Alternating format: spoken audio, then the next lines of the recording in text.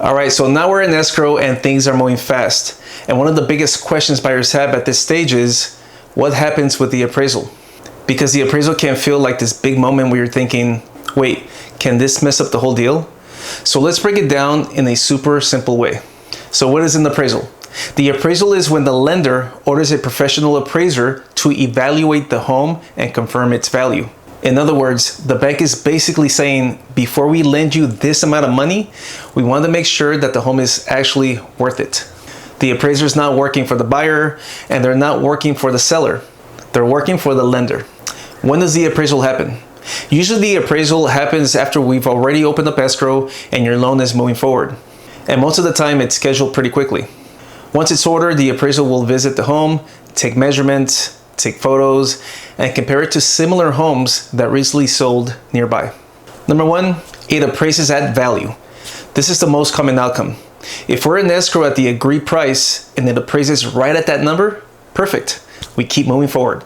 Two, it appraises higher than the price. This is great news for you as the buyer because it means you may be buying the home for less than what the appraiser believes it's worth.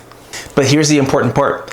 Even if the home appraises higher, the price stays the same because we already negotiated it. And number three, it appraises low. This is the one that everyone worries about. So let's talk about it. If we're under contract at one price and then the appraisal comes in lower, that means that the lender may not want to lend based on the higher number because the bank is going to lend based on the appraised value, not the contract price. If the appraisal comes in low, we have a few options. And I'll walk you through the best move based on the situation. And here are the most common solutions. Option one, the seller lowers the price.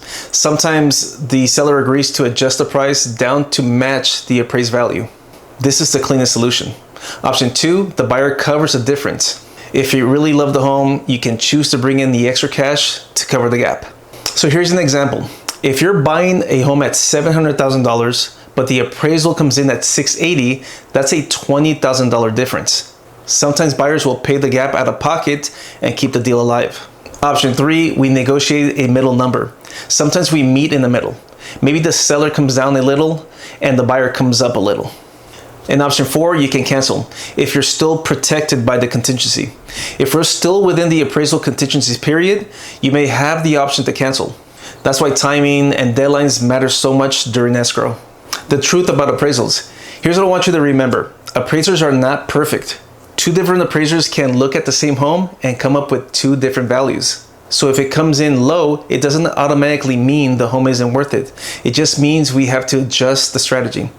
And that's where having a strong agent matters because we're going to handle it the right way and protect your money. Quick takeaway, the appraisal is simply the lender's way of confirming value. Most of the time it goes smoothly, but if it doesn't, we have multiple ways to solve it, and I'll guide you through every step of the way.